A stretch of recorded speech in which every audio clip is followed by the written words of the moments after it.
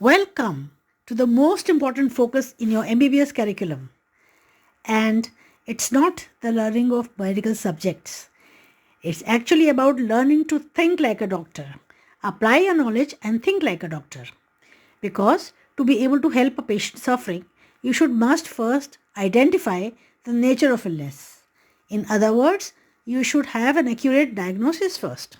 Then only you can treat it. So how does a doctor's mind work? From the first patient encounter to establishing the provisional diagnosis. Is the spelling of diagnosis wrong? It says E instead of I. No, because provisional diagnosis is mostly a list of possible diagnoses. By the end of the session, the students should recognize that diagnosis is not a guess, but it is actually a structured reasoning process, and should be able to appreciate the importance of history taking and examination before investigations to reach the diagnosis, and understand the sequence of logic of clinical diagnosis making. Think of the doctor as detective or a historian, because he solves the mysteries by reconstructing the story from fragments of evidence that he gathers from history and examination. So our diagnosis is built step by step by four major steps which collect clinical information. The first step is taking the clinical history. This is the foundation of the diagnostic process. Next step is general physical examination, followed by systemic examination, where we examine the body systems like cardiovascular system, respiratory system, and so on. And the fourth step is synthesis. That is, we analyze the information collected by the previous three steps and reach a conclusion that what may be the pathology actually leading to the current condition of the patient.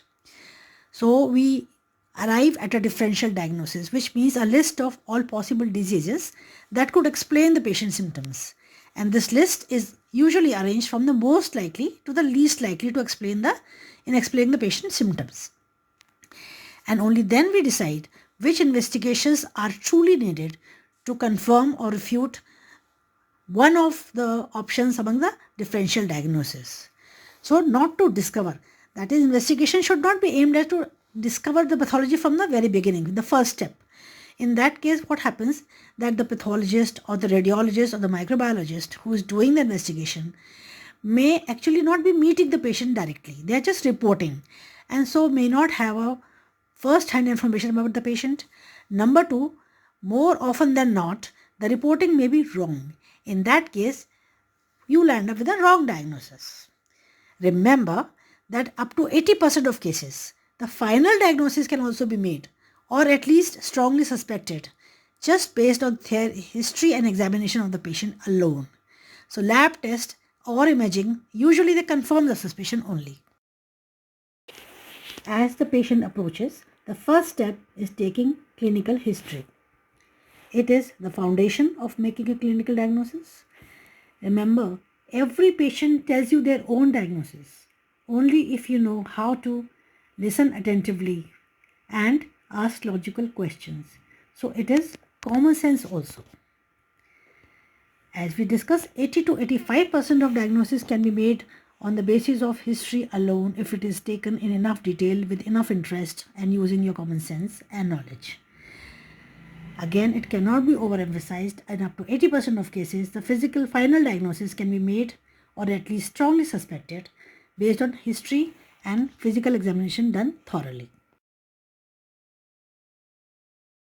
The next step after history taking is general physical examination. This is where the observation begins even before you touch the patient, like noticing the patient's posture, his build, pallor, icterus, etc. General physical examination offers global clues to what the pathology that may be affecting the patient. For example, nail clubbing, finger clubbing, it can suggest chronic hypoxia, which may be due to chronic lung disease, cyanotic heart disease, etc. Pallor suggests presence of anemia. Icterus suggests increased bilirubin due to different causative factors. Edema can result due to cardiac, renal, or hepatic disease. Cachexia can result from chronic infections like tuberculosis or malignancy or HIV. After general physical examination, we do the examination of the systems of the body like cardiovascular system, respiratory system and so on. Each of the system is examined in the following sequence only.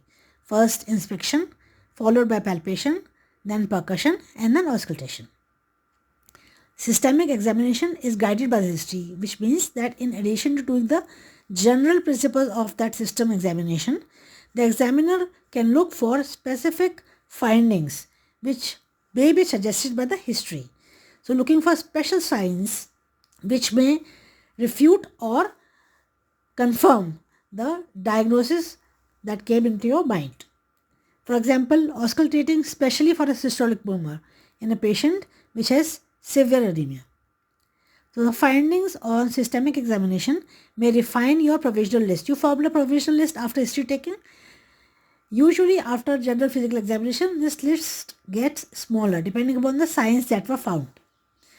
So the provisional diagnosis list gets refined. For example, a patient with a history of cough, you found that the percussion note was dull and there were bronchial breath sounds. The other things become less important. Consolidation of pneumonia comes on the top of the list. So you have refined your provisional diagnosis. Next step is to connect each of the findings that you got during history taking and examination in a logical way towards a diagnostic building, which is the next process. The fourth step is synthesis. That is, we correlate the findings obtained from history and examination and conclude into a list of differential diagnosis. So after history taking and examination, you pause and think aloud. If it is a group of students who are taking the history examination, they can discuss among themselves, have a brainstorming session and discuss which are the possible causes that can explain all the symptoms or some of the symptoms or signs in the patient. So this list of possible causes would be the differential diagnosis. Then you discuss each option from the list and discuss which findings best support the option or contradict the presence of this option. Thereby you arrive at one option that would fit the entire clinical picture. That would explain the maximum findings in history examination. This one will go on the top of the list of differential diagnosis.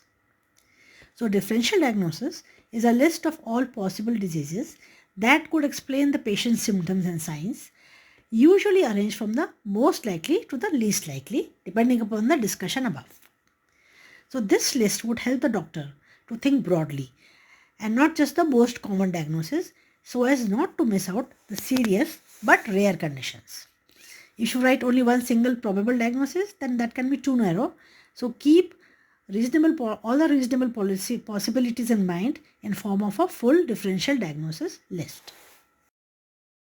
Finally, an MBBS student, an MBBS graduate is expected to provide a plan of management after taking complete history, doing the examination and drawing up a list of final diagnosis.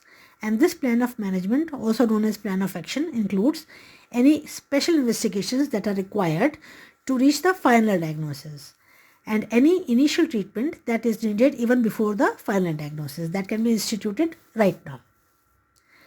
The final diagnosis itself is built up after a logical analysis of the symptoms, signs and the report of the investigations that were ordered. So special clinical examinations and investigations you will learn while you undergo your rotations, take patients. So you should take as many patients as possible, take their history, do the examination and provide differential diagnosis and plan of management so as to be a good clinician in life. All the best.